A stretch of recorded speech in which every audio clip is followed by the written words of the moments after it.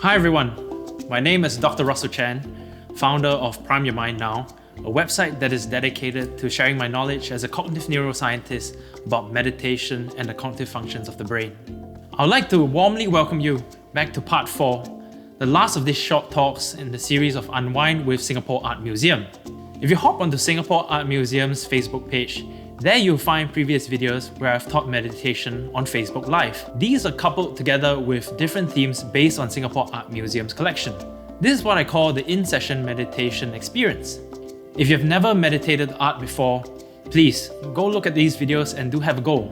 I hope that in the last few talks, you've been able to appreciate the complexity of the mind, understand the different structures of the brain, as well as the shared properties between art and meditation. In this talk, we're going to understand a little bit more about art therapy, talk about shared benefits between art therapy and meditation, how they're stable practices in your life, how they're going to enhance flow, as well as self-reflection.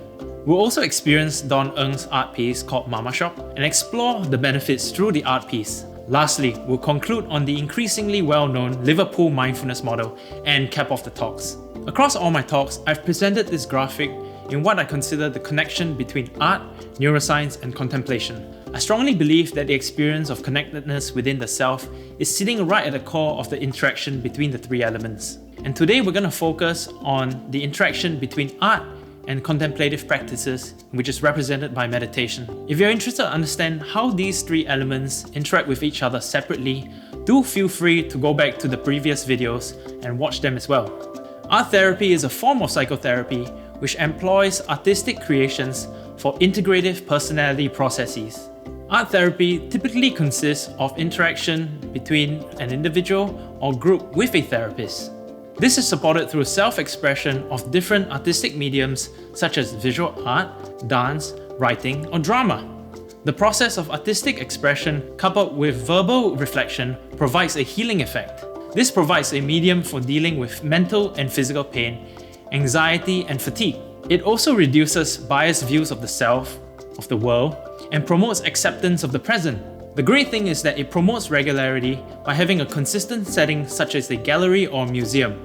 This is parallel to meditation as you usually practice at home or also in a center.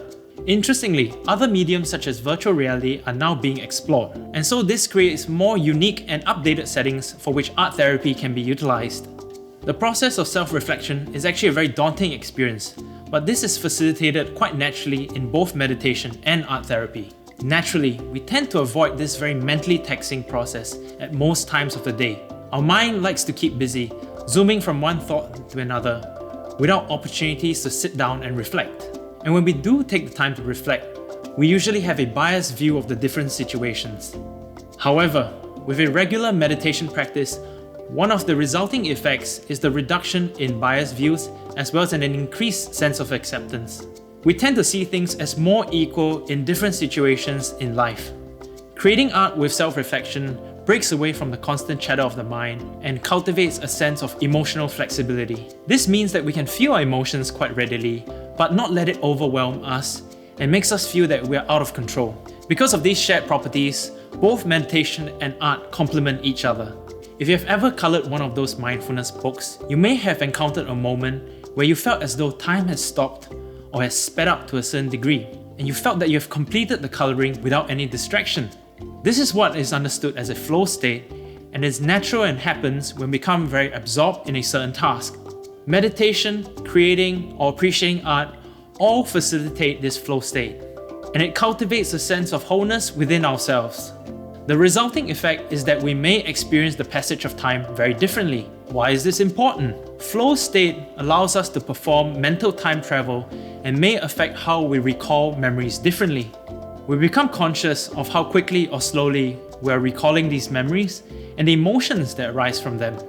In the final Unwind with Singapore Art Museum art and meditation session, I introduced an art piece by Don Ng called Mama Shop. I also introduce and inspire intention of what we seek outside is often within ourselves as well. The art piece takes a nostalgic look at these shops that exist at the void decks of housing development blocks in Singapore. It prompts the appreciation of the value in everyday scenes that are often overlooked in modern society. It suggests that what we need is often not too far away and that the grass is not always greener on the other side. This theme becomes evident when we practice meditation, and the results from self-reflection often suggest that it is not others' emotions or external events that we need to be wary about, but our own, and that self-reflection and cultivation of the self is paramount. In previous talks and my blog articles for Singapore Art Museum, I outlined the 5 different steps that were involved in a meditation practice. Of the 5 steps involved, the key stage is the one where you're letting go of thoughts or the disengagement of distractions. This coincides well with self-reflection because we often have difficulty letting go of preconceived ideas of the world. When one reaches this stage, cognitive control is being reinforced during the practice of meditation. Each time we hit this letting go stage, it requires a certain amount of mental effort, and it ultimately strengthens our ability to be able to do so more quickly and efficiently. In particular, the brain areas that are involved are the anterior cingulate cortex, which monitors errors and conflict processing. Our dorsolateral prefrontal cortex and medial prefrontal cortex are being activated when we are reflecting or planning for future responses. The hippocampus, which is utilized when forming new memories as well as new concepts, is being activated. These structures are the ones that are utilized during self-reflection and flow state. Wouldn't it be great to reinforce these structures during the practice of meditation? To end, I would like to draw upon the Liverpool Mindfulness Model, which outlines the effects of long-term meditation practice.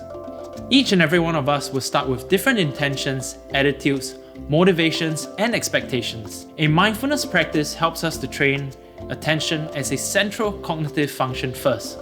The attentional training often leads to further understanding of linked emotional responses through self-reflection. It also enhances our cognitive flexibility, our ability to mental time travel, and understand our memories with less judgment. Eventually, the improvements in behavior results in non-judgmental awareness of our own thought processes. Our future behavior eventually changes for the better, whereby we perform our actions with increased awareness, flexibility, and in an autonomous fashion. Thank you for joining me in developing our understanding of neuroscience, art, and meditation. I hope to see you all practicing with me on the mat someday. Once again, if you do like this kind of content, please feel free to like and subscribe the Facebook and YouTube pages of Singapore Art Museum. Take care and goodbye for now.